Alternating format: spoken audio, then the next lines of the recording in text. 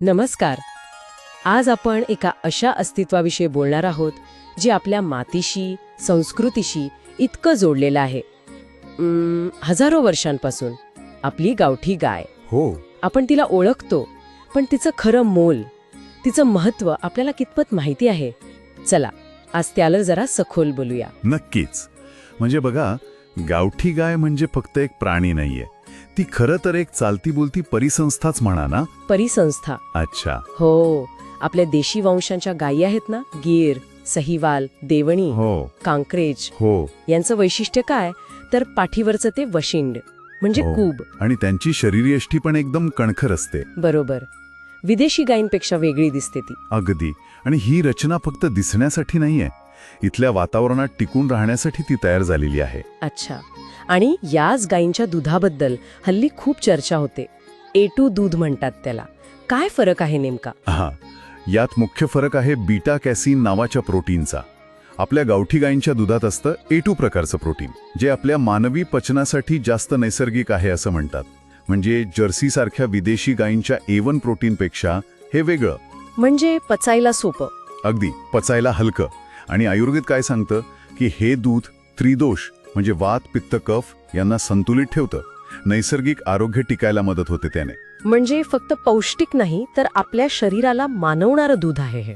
बरोबर. आरोग्याच्या दृष्टीने हा खूप महत्वाचा मुद्दा झाला. हो ना. अच्छा, दुधाशिवाय गोमूत्र आणि शेण यांचं काय महत्व आहे त्याबद्दल ऐकतो आपण. त्याचं महत्त्व पण खूप मोठं आहे. गोमूत्र अर्थात ते योग्य प्रकारे वापरायला हवं, पण आयुर्वेदात त्याचा उपयोग विषारी घटक बाहेर काढायला होतो असं म्हणतात. ओके. आणि शेण ते तर काय म्हणतात त्याला, नैसर्गिक एअर कंडिशनरच आहे. खरं का? हो.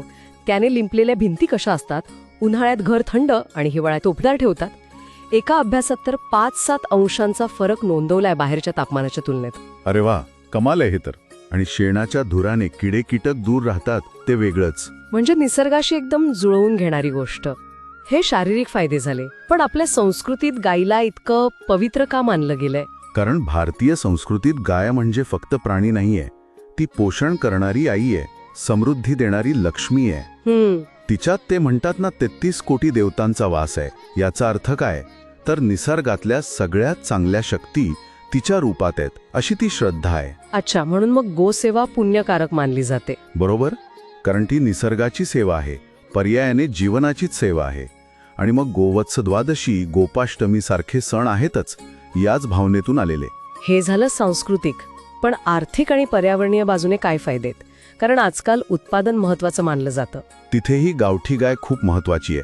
तिचं शेण आणि गोमूत्र हे फक्त खत नाहीये, ते जमिनीसाठीचं अन्न आहे. मातीला सजीव करतं ते. हो, नैसर्गिक खत. अगदी. आणि यापासून बायोगॅस पण मिळतो, जे एक स्वच्छ इंधन आहे. आता तर पंचगव्यावर आधारित उत्पादनं पण बनवतात लोक. साबण, धूप, छोटा अर्थस्रोत तयार होतो त्यातून. बरोबर. आणि महत्वाचं म्हणजे या गायी आपल्या इथल्या वातावरणात वाढलेल्या असल्यामुळे त्यांची देखभाल करणं पण सोपं असतं, खर्चिक कमी असतं. इतके सगळे फायदे आहेत, पण तरी त्यांची संख्या कमी होते आहे असं ऐकतो. हे कसं काय? हीच तर मोठी चिंतेची गोष्ट आहे. झालं काय की जास्त दूध मिळावं म्हणून विदेशी किंवा संकरित गायींना जास्त महत्त्व दिलं गेलं. हो, उत्पादनासाठी. बरोबर. आणि त्यात आपल्या गावठी जाती दुर्लक्षित झाल्या. पण आपण हे विसरतो की गावठी गाय फक्त दूध नाही देत, ती आपल्या शेतीला, पर्यावरणाला आधार देते. ही घट म्हणजे फक्त आकडा कमी होणं नाहीये, हा आपला हजारो वर्षांचा जनुकीय वारसा गमावण्यासारखा आहे. खरंय. म्हणजे फक्त आर्थिक गणित बघून चालणार नाही, एक मोठा दृष्टिकोन हवा. मग यांच्या संवर्धनासाठी काय करायला हवं असं वाटतं? सगळ्यात पहिलं म्हणजे जागरूकता. लोकांना हे कळायला हवं की या गायींचं आरोग्य, पर्यावरण आणि संस्कृतीसाठी काय महत्त्व आहे.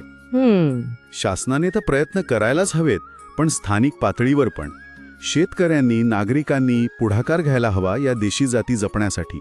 काही गट खूप चांगलं काम करत आहेत, यावर त्यांना प्रोत्साहन मिळायला हवं. अगदी बरोबर. म्हणजे आजच्या आपल्या चर्चेतून अगदी स्पष्ट झालं की गावठी गाय म्हणजे फक्त दूध देणारा प्राणी नाहीये, तर ती आपल्या आरोग्याचा, निसर्गाचा आणि आपल्या ओळखीचा एक महत्वाचा आधार आहे. अगदी. आणि जाता जाता एक विचार सगळ्यांनी नक्की करावा. हा जो आपला जिवंत ठेवा आहे, तो टिकवण्यासाठी, त्याचं संवर्धन करण्यासाठी आपण स्वतः काय करू शकतो? कारण गावठी गाय वाचवणं म्हणजे फक्त एक प्राणी वाचवणं नाहीये, ते आपलं आरोग्य, आपली जमीन आणि आपली ओळख जपण्यासारखं आहे.